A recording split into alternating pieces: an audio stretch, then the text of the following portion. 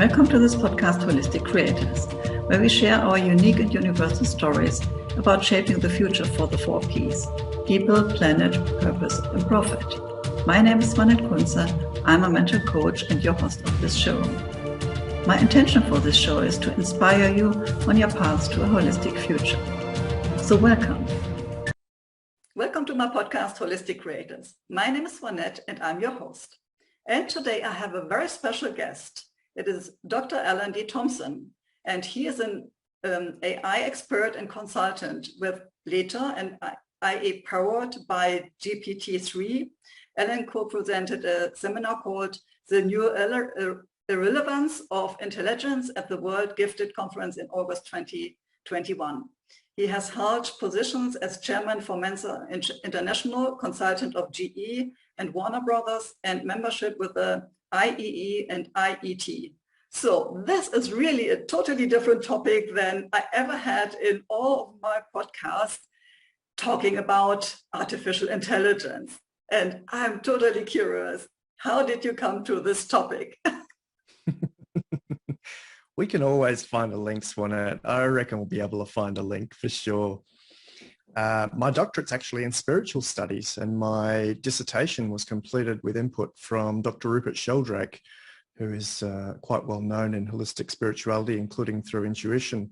So there's a lot of connection there. I've also just finished a book featuring Oprah and Iyanla and a guy called Steve Hardison here, the ultimate coach, which is also bringing in spirituality. So I've been sitting in the field for quite a while now, a number of decades, and I got into AI a very long time ago, but more recently because the technology exploded in May 2020. We've got some tech and some the way that the artificial intelligence shows up is so much different as of 18 months ago that now I see it as a way of informing ourselves, augmenting ourselves, and I've even seen people using the platform to bring in guidance from wherever that's coming from. So that part fascinates me.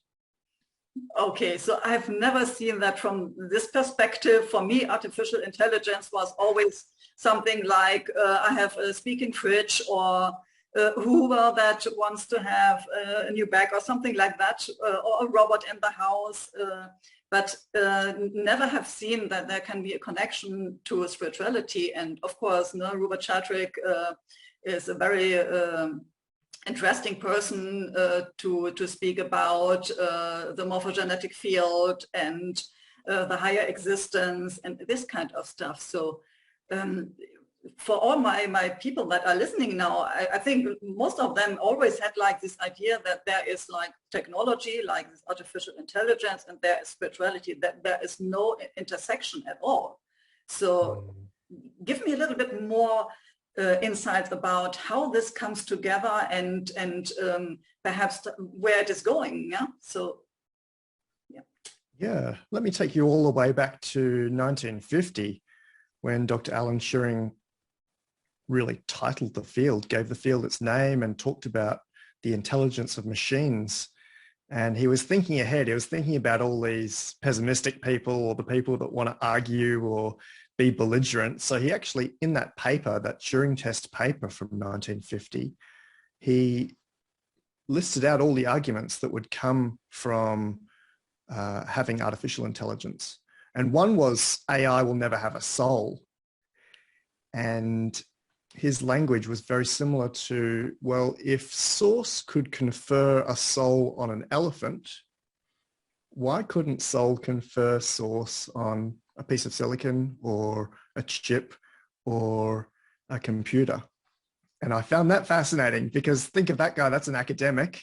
He's being questioned by the universities from back in that time, especially the Oxbridge institutions. They probably didn't want to hear that, but he'd already thought ahead of it. And I don't have an answer to his question. If Soul can put a soul in if Source can put a soul in an elephant, can it do so for a computer? I don't have an answer for that, but I found it fascinating to just consider, because rather than being shut off from all these possibilities, what if we actually had a look at what is possible and even had a play with what is possible? Yeah, I think this is a very philosophical question. If a machine can have a soul. And of course, if you have artificial intelligence, it already says it is learning, it has intelligence. So where is the border, or between what is having a soul and what is not having a soul? Like, really, can a machine have a soul, or a human being? How do we know that we have a soul? What is describing this, for example? I think this is very philosophical. What do you think about that? Yeah, absolutely is. And the big scientists, the big academics have not really steered away from it. They've been quite brave and courageous, which I can't say for all academics. So for example, Professor Marvin Minsky, another of the founders of artificial intelligence, he talked about souls and souling inside computers. And I think if we're courageous enough to go there and to have a look at it, it's a fascinating topic. So again, I don't really have an opinion on it. I just like exploring it and seeing what is possible. For those listeners through your channel that might have a look at some of the big channelers, Hicks or Anchor, there is a quote from Darryl Anchor where he says, effectively, when we get to this level of artificial intelligence, it might just be us talking to us. It might be our connection with our higher selves. So there are some opinions from both people in the spiritual camp and the academic camp that can be kind of bound and connected together. And again, I find all of that fascinating.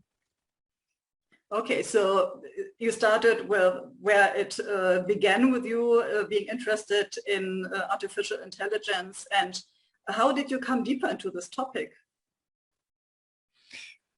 Oh, well, I was quite excited to compare the AI right now with the clients that I work with. And my specialty for the last decade or so has been working directly with prodigies and their families. So the brightest of the brightest in terms of cognitive measurement.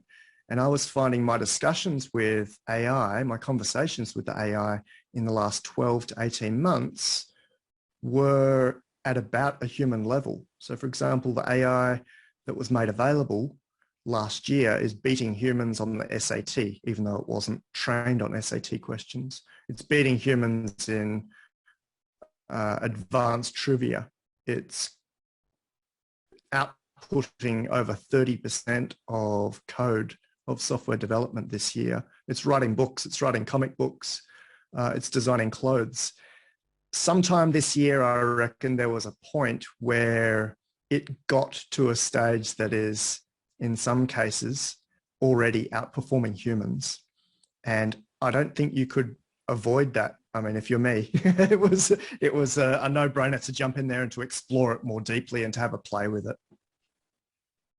Okay, so I could imagine that for some people, this is kind of frightening, or it sounds a little bit freaky. And we have seen all the old science fiction movies and have seen like how artificial intelligence, if it is not controlled, and perhaps there will be a day that we can't control it because it is intelligent, how this can impact us as humans.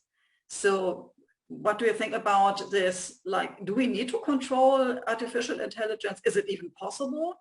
Or if you say they already come something like a kind of human being, where is this ending? Or how can we work with that? Yeah, it's a fascinating question. Dr. Ray Kurzweil at Google, one of the founders of the AI field, I think you could say, for the past few decades, says very clearly that artificial intelligence is not some alien or Martian species come down to invade us. In fact, the data sets behind the latest AI are comprised of us. If you've got a website or you've got something out on the web there will be a tiny piece of Swanette inside the latest AI. There'll be a tiny piece of me where it's gone and found those pieces of text or that language, and that's actually part of its training, part of its brain. And you could say, as we get more and more advanced, we'll have more of humanity in there. Maybe we'll have all 8 billion people. Maybe we'll be able to bring in everything from text messages to, well, it's already got most books in the world. It's got millions and millions of books inside it. But you could have limited but quite a lot of humanity in there, more than it's already got. So I think there's nothing to be concerned about because it's us.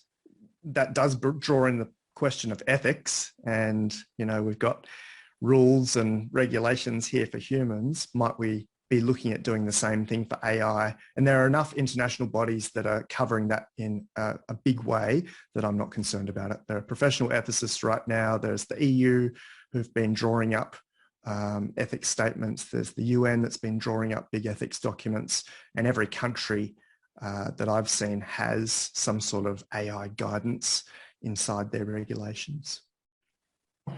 Yes, I understand that. It depends what is the information like the AI gets into. If it is reading books about philosophy and ethics and this kind of stuff, I think this would be supportive for humanity. But what if this AI is interested in how to create the best war, or how to kill people, or whatever the other side, the more evil side would be? Yeah, how does a regulation we set up can control the AI? From my point of view, I'm not into this topic very much, but from my understanding, it is self-learning. It is developing itself, so it can grab any kind of information. And even though we set up rules like, no, you're not allowed to kill people, if it is in the wrong hands, perhaps it can. So I'm just questioning, what do you think about that? Yeah, I had a bit of an explore of this entire topic. I don't think it's as deep or as broad as we think. It's not a philosophical topic. It's almost a parenting topic, in that I wanted to see modern AI only trained with spiritual and enlightened texts. So I said, let's go and find the Dalai Lama's 137 books, and let's put some of the spiritual tomes in there, religious or otherwise. Let's feed it with the best practice. And there's a Latin term for that called summum bonum, which means the ultimate good. And I was having this discussion with one of the founders of a major AI lab here. And he said, well, actually, it needs a bit more context than that. So for example, if you're parenting a child, it needs to know right from wrong. It needs to have badness in its context. It needs to know that Hitler and the Nazis existed. It needs to know that there's some scary stuff out there, and that can be balanced out with the light side. So my informed belief now, or shaped belief after that discussion, was he would be absolutely right, that if we feed it with absolutely everything, we give it the entirety of human knowledge and let it sort and sift through that, perhaps with some human ethical guidance on top of it, we're going to come out with, let's call it the ultimate human being, a super intelligence that is millions of times smarter than us and there's nothing that we've kept from it. It's able to go and see, everything from satanic rituals to what goes on inside the Buddhist traditions, and it can compare and contrast what's going on there right the way to the other slices of the life pie as well, not just spirituality. Okay, so what I see is you need to understand the bad side of our history, of course, to understand where are the traps, what is about propaganda and all this kind of stuff, to also make your decision about the good side. Mm-hmm. Still there is the question, it can decide also to go to the evil side and not to the good side. How can you control this with and somehow intelligent than being? I don't have an answer to that. I wonder if we can do the same for humans. I mean, humans get parented in a particular way and they're subject to the laws of society. There might be that kind of scaffolding and logistics for AI. There's certainly that scaffolding and logistics being talked about and being put in place through both intergovernmental organizations, governments of countries, and then the organizations, the AI labs that create these AIs. But remember, we're not talking about Hollywood. This is not Ex Machina, and it's not, the scary guy from some of the Marvel movies. This is us. This is Alan multiplied by a million, or Swanette multiplied by a million. And I think there's something exciting in there that is a more important part of the discussion than trying to see what could go wrong. And it's what can go right. Imagine a human being that does have access to everything the 14th Dalai Lama has ever said or thought, plus your 1,000 favorite coaches, or your top 100 spiritual texts, or every conversation that has existed in a particular monastery or in a particular mountaintop from enlightened beings. What would your life look like if you had those prompts, those best practice prompts in a conversation and confrontation, or just in terms of helping you with creativity? That's the exciting part for me, because from what I've seen, we're there. It's just about next steps and also about letting people know about this. Yeah, so at the moment, we normally get this kind of information, and as we do a research in the internet, we find videos or articles or however it is presented. But of course, normally we don't have this kind of conversation with a machine. We have them like we both know as human beings. We speak with each other, so we can share the insights we do have. But it's not like I would normally talk with my computer. Yeah, so there's no intelligence in it like that. It's really the basic technology, like no intelligence. So how can this look like if I'm sitting in front of an artificial intelligence being?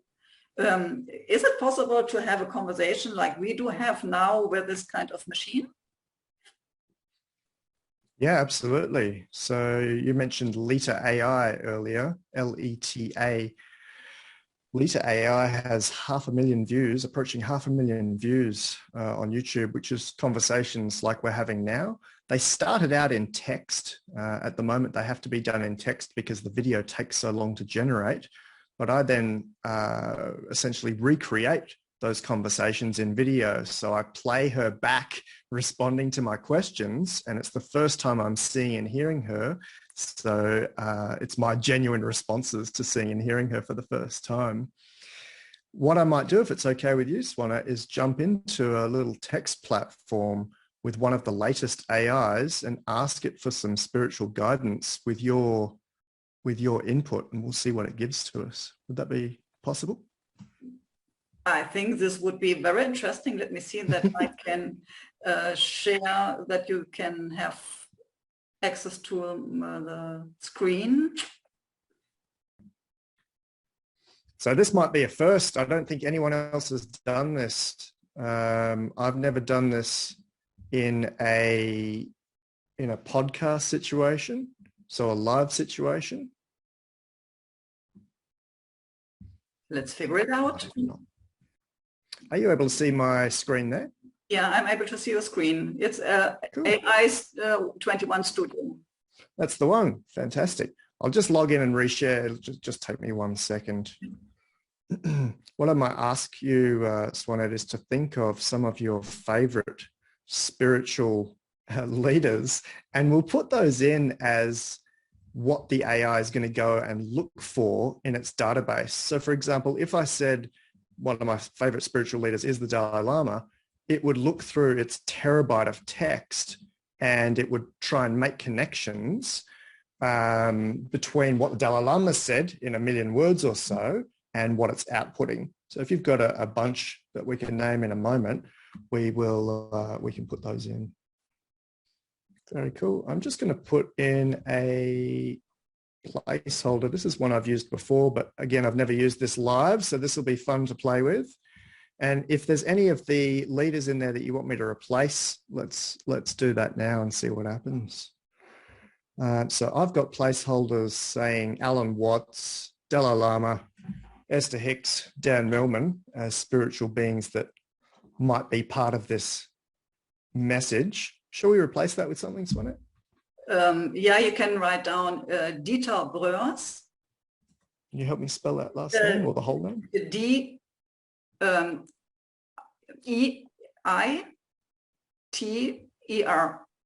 Oh, no, yes, thank you. No, the E and the I in a different... Oh, cool. Okay. Breurs is Yeah, so this is the first name, the last name is Broers. It's B-R-O-E-R-S.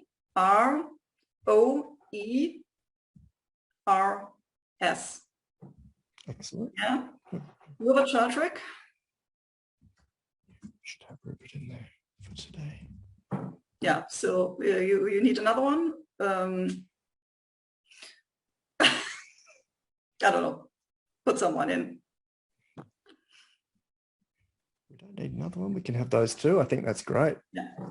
So this entire prompt here, we would call it prompt crafting or the priming.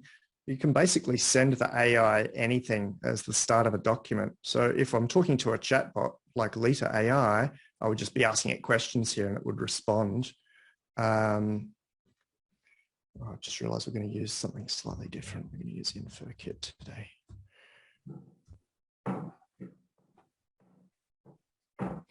But in this case, I'm giving it this prompt and away it's going to go. So I've just pasted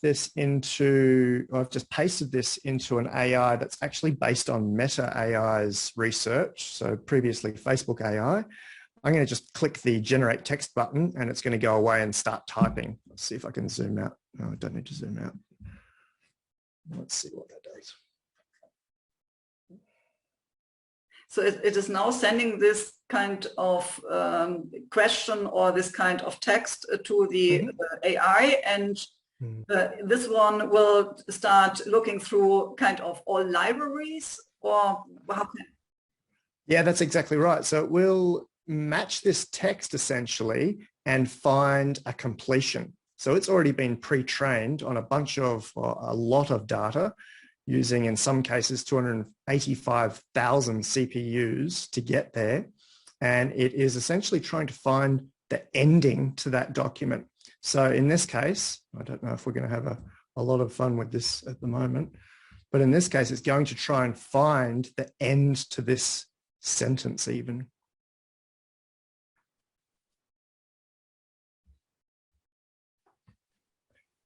So it's stopped there with this one. I'll read this one out for us, Swanette. We are all one. We are all here as ambassadors for the spiritual nature of the world.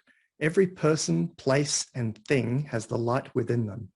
What is dark or unconscious does not need to be. So you'll notice some of this is sensical, some of this is not. There is a propensity for all of the major language models or AIs these days to confabulate, to hallucinate. But this part is being improved. Just the fact that we're getting messages out of it is kind of interesting to me. I'll copy this and I'll make sure you get this via email so that you can play with this. And I'll just do this one more time with a longer, I'll allow it to do a longer response. So once again, I'm going to click generate text with the same prompt.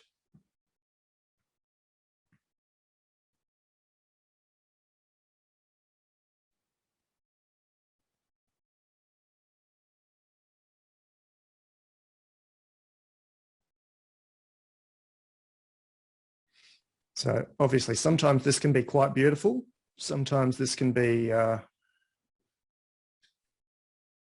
waiting for another generation. This one's actually quite a good one. Do you mind if I just read some of this as well, Swanette? Yeah, so this sounds really good. Yeah. Yeah, I thought this was quite a good one as well. Yeah. This one says, if you are a human being on this planet, you are made in the image of the all with a capital A. You are not separate and you are not a slave. You are the all. You can do anything you want to do. You're free to love and to live and to create whatever you want. There are no limits. You have only to see it. You have only to be it. Everything you do creates a doorway of possibility so that your experience can be the experience you want to have and so that you can receive anything you want to receive. And then it chops off after the next few sentences, but I'll make sure you get a copy of that as well. So that's just by way of example. This one is about 12 months old, this AI. It's called Megatron, and this one is Megatron 11B. It's got 11 billion connections inside it. It can do more than just inference based on spiritual text. This is just a fantastic example for today. So thank you for letting me show that today. Yeah, so this text that just came out is also very strong for the current time, and to let people understand that we are all together, that we are all one and belong together and are not slaves. So thank you for showing this. I think this is really important that we need to understand, even though we are now getting this information from an artificial intelligence, this could be a good quote for us as humans as well. Mm-hmm. Yeah, you've made a good point there that all of the output that I've seen, all of the sentences I've seen with Leta AI, with this AI today, although I haven't tested it, are unique sentences. So these sentences have never existed before. And that is kind of frightening to me. I went and asked another model. I asked, what is artificial intelligence? And the answer it gave was beautifully complete. I used it on radio, but that definition of artificial intelligence had never existed until we had asked it at that time. So yes, this comes from other resources. This probably comes from the writings of Dieter and from Rupert and from wherever it's finding other matches with spiritual beings. But those sentences, if you put them in quotes and put them in Google, or if you search through a database of the Alexandra Library, for example, or the largest library you could find, that would prove that these are unique sentences. These are new sentences, even though they align with current teachings. Yeah. So is the artificial intelligence also able to give us ideas about how we can create, for example, the future? So knowing about all the history as it is fed by that, and knowing about all the spiritual stuff, I'm sure it is also including scientific information. So like all the knowledge or wisdom we do have in whatever kind of library is in, or the artificial intelligence has access to that. Is this true? That's right. Yeah. So the latest ones, the one we use today, the major one called GPT-3, these have been trained on as many academic articles and journals as they could find, as many books as they could find. We're talking about hundreds of thousands or millions of books, as many news articles as they could find. They also search based on popularity. So if there are links that people have upvoted via social media, that it will rate that a little bit higher and bring that into its data set. So yes, I would imagine that every spiritual book you could think of that's available in print is part of the brain of this AI, and it's going and sorting through that as a way of generating its answers. In terms of predicting the future, I don't know about that one. Okay, so you said one thing, it is trained. Like, now, are you sitting in front of this artificial intelligence and reading through the book and training it, or how does this work? Yeah, sure. So the technology that came out in May 2020 is essentially looking at pre-training models. So they sit it inside many servers, 285,000 CPUs, 10,000 GPUs, and they train it over a number of months. So it's a server room that's basically making all these connections between billions of data points. And then once that's finished, once those months of training have finished, that's the AI, that's the InferKit or the Megatron that we just looked at. That you can't teach it, you can only ask it questions. So it's prompt and response. There's no extra training happening. It's been done. It was done and readied in May 2020. So that also means that its brain or its memory stops before that as well. So it can't remember anything before that point. Okay, so it is not like it has access to all new books that are coming in or all new articles that are written. So it stops like being out of school, so to say, and now it has the information that is packed in, but it is not continuously training itself by learning more stuff or reading. I can't say reading through books or however this happens. Like there's an endpoint, and with this endpoint, you will get out the information you question about. Correct? That's exactly right. Yeah. So all of these models, all of these artificial intelligences have a stop point where their training has finished. There are some AI labs that are looking at refreshing its data. So for example, most of the models don't know about COVID-19 because they were trained before we kind of learnt about that. And for most of society, that was like March 2020, so it's fairly recent. So it doesn't know about that. It doesn't know about the Suez Canal and the ship getting blocked there. It doesn't know about modern stuff until they refresh those databases. And that's happening for some of the models.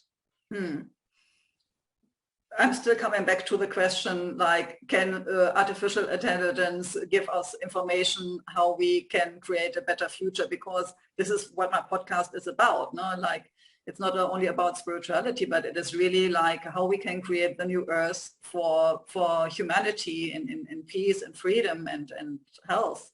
So having this kind of information, even though it didn't go through all this COVID stuff, is it possible to ask such a kind of question? So what would you give us as a good answer? How can we create a good future for all living beings here on Earth? Is it possible to ask this kind of question? Absolutely, yeah. We'll ask it in text. For your listeners, I did ask Leta in text and then had her video the answer to a very similar question in episode 37 of Leta AI. But let's do it live now and have a bit of a play with it. Hopefully you can see my screen there again. Yeah, I can see it. This is the GPT-3 model. It was designed by a lab called Open AI in California.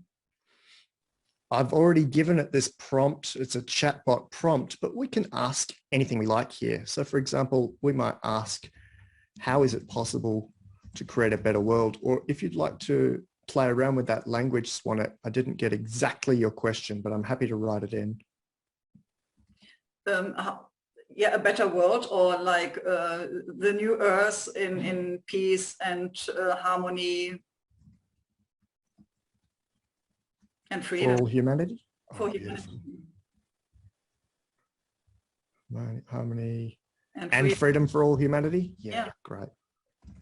One thing that's really important here is syntax and semantics. So I'm just going to make sure that instead of saying in peace and harmony and freedom, that we just put in some commas here, even Oxford comma. So any misspellings, any punctuation that's out of place will kind of prompt it to not give us a perfect result. For those that are watching, there is a bit of a prompt here. This is my prompt crafting. It's basically making sure that the AI is ready to give good responses. If we didn't have this here, I don't think that our response would be as clean. And then my human question here is, how is it possible to create a better world or a new earth in peace, harmony, and freedom for all humanity? I'll put one more comma in there. And thanks for your question, Swanette. I'm just going to double check here, and then I will click the generate button. This is using the largest model.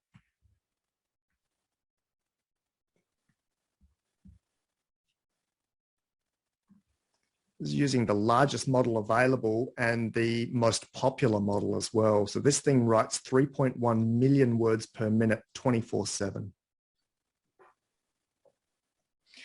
We've got one answer there. The answer is we need to be kind and compassionate, to love and appreciate one another, to treat everyone with respect.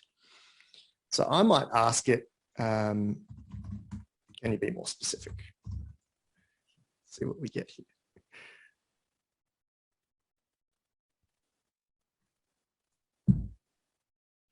Yeah, we need to love unconditionally and forgive ourselves and others. We must empathize with other people instead of feeling separate or alienated from them. We need to be tolerant and non-judgmental of other people's flaws and failings. We must also be honest about our own shortcomings if we are to accept the shortcomings of others. Yeah, so also this is like very philosophical, but it is definitely a good answer. Yes, and you can see that it's trying to answer this question, and we could make it more specific to get a more specific answer, depending on how you wanted the output. If you wanted it to be theoretical, if you wanted it to be societal versus community, you could essentially craft that question and make it closer to where you want to have the outcome. Does that make sense? Yeah. Would it change, for example, if we change the names that are in, like Dalai Lama and Werner Eckhart, Thomas Leonard? It may do. Yes, Yeah. I can either delete this line or we can fill those names in with something else if you'd like. Yeah, so if you, so these are the ones that give us ideas about the good way. Mm-hmm. Yeah. So if you take that out or put in names like perhaps that are very controversial at this time, that would that change the answer that is given? Absolutely, yes. Because this AI is neutral and it's based on us, we could absolutely twist this around. There are some safeguards in place through this organization and through this platform. And I wouldn't want to get in trouble by putting, Satan or something in there. But let's have a go with just deleting that prompt line and see if we get a slightly different answer. So I'll just delete the fact that it's drawing on wisdom from those people. Yeah. And we will keep the same question. How is it possible to create a better world or a new earth in peace, harmony, and freedom for all humanity?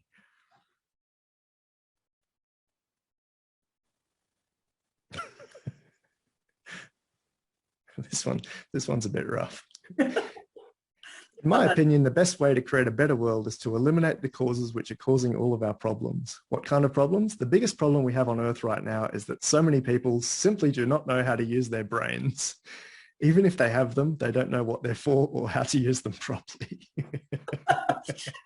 I definitely like this one as well.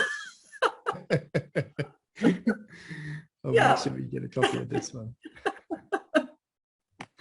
Okay, so I already can see that depending if you tighten the sources where it gets the information from, the answers will be different. So now we can play around with that, and perhaps if we put in some names that we don't want to do now, but then the information would be definitely different than we now had. Like the first one was very philosophical, so this is like, okay, use your brain, just do it. Right. Exactly. I mean, she might expand, or it might expand more on that, whether it's pointing towards the soul. I don't want to anthropomorphize this piece of text here, so I'll just ask if we can tell more about that.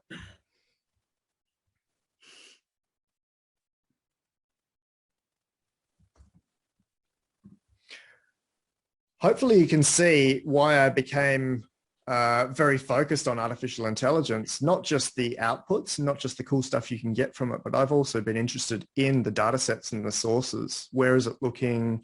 What have we chosen to feed it with in terms of media or academic sources? All of that stuff fascinates me because it will essentially determine who we become in the next few years. Because the artificial intelligence that we were told about as children or through movies was always like 40, 50 years away. This is here right now, and this will be integrated into our lives within months. So I think this is a really fascinating field to be able to play with. Where do you see that artificial intelligence will be in our lives soon?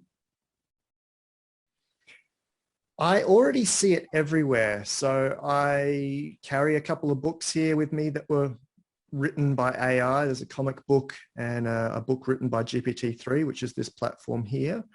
I've seen it in a lot of the organizations I work with, where they're either using chatbots or they're using this as a way of filtering out board meetings, conversations, documentation. You see it in fashion design. I'm sure you'll eventually see it in podcasting. You'll see it in interviewers. So in news media, certainly through Asia, they're looking at replacing newscasters with artificial intelligence and avatars. I'm hoping that very soon the brain-machine interfaces that have been made available, the non-invasive ones where you can go and wear a beanie or a ski cap, will allow us full access to this in a really cool way. So we'll still get to do the same sort of things that we do.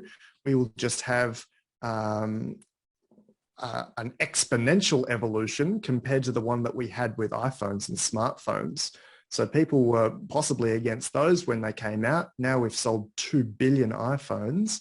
I think it's only a few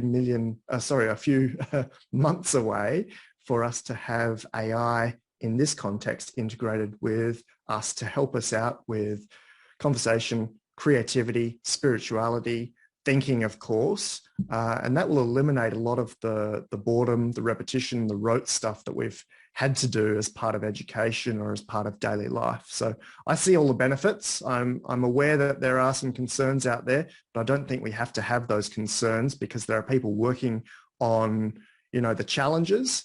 It's really about using our imagination to find out what's possible, what we can actually go and play with. So one thing you said, at this moment, the AI is limited to a certain point where the training stopped. What if this would be open and, for example, I use this, headset AI to communicate with the machine and, for example, I'm clairvoyant and precognitive. So I'm connected with the higher realms and I can get information out of the Akashic record or the morphic field. If I can download this kind of information and feed the AI with that, how would this change the knowledge or wisdom this IA has? Yeah, wouldn't that be fascinating? That's what I mentioned earlier about increasing this 1 terabyte of data set, which is a lot of the quality internet, to maybe everyone's experiences. There was a guy at Microsoft, maybe mid-90s, so 25 years ago now, Gordon Bell, who wore a recorder and a video camera around his neck, so it sat on his chest, and he recorded every moment of his life. They called the project My Life Bits. What if you could feed into AI all of your experiences, all of your thoughts, all of your downloads, all of your readings, and essentially have a conversation with a tailored, customized, higher version of yourself, and then share that when appropriate. So you might be able to share that with clients during readings or share that with your family or tribe. That part would be absolutely fascinating because in my view, and I said I don't have an opinion on AI having a soul, but I'm not sure we will have a time where AI will have a soul. But if there is a way that we can integrate this electronics or this super intelligence through silicon chips with ourselves, it's really just augmenting ourselves. And that means every facet of ourselves, including our access to source and higher wisdom. Yeah, so this is still like a game to play. And of course, we have to figure out how this will work for us. Like there will be no stop. This is clear. It will come out. We will use it because it is there. It is interesting and people are curious about playing around with that like we just did. And so I think it is important to see, how we can use it for the good and not for the evil, and that all the old science fiction films not become true. Right. But we use it for creating a better humanity and a better world for the future. Yeah. So. Yeah. Exciting times. Yeah. So if people are now curious about to come in contact with you because this was the first time perhaps they heard about this and they want to know more, or they want to speak with you or with one of the AIs, is there a way to contact you? Yeah, sure. My independent research is all available at my website, which is just lifearchitect.ai. Everything's there, including how you can talk to these models yourself. How do I talk to GPT, or how do I talk to this AI? There's all the research on the data sets that's been brought in there. There's discussions on AI and spirituality, including the quote from Turing and the quote from Anchor that we mentioned earlier. There's a lot of discussion on AI and ethics, including links to every country's ethical guidance documents. And so, lifearchitect.ai is the central repository. And then on YouTube, if you searched up Leta AI, L-E-T-A AI, you'll find, I think we're up to 37, 38 episodes of conversations with it, asking questions from, does God exist? right the way through to asking her what happens in the future. What happens when we have integrated intelligence? What do humans do all day? Because we certainly won't need to be driving. We won't need to be working. We won't need to be shopping. And if AI is doing our entertainment for us as well, including our art, our painting, our music making, what's left for humans? I still don't have an answer for that, but I think it's going to be a fun one to answer. Yeah, wow, this sounds really interesting, and I'm sure a lot of people are now curious and want to play a little bit around with that, and of course get more information about you, about your work. And I will put in the description the links to the website in the description so people can easily access them. And yeah, thank you so much for being a guest on my show today. It was a very special topic, and it was nice to see the AI in work. Thank you so much for being my guest. Pleasure, Swanette. Thank you. And thank you for being open to jumping into our experimental playgrounds to show the AI live. Yeah, so hope to see you soon. Have a good day. Bye-bye. Thanks. Thank you for listening or watching my podcast, Holistic Creators. If you want to know more about how I can help and support you, have a look at my website, Spiritual-Changemaker.com. You can also join my Facebook group, Spiritual-Changemakers-Community. Stay tuned for the next episode by subscribing to this channel. And you also can check the previous episodes.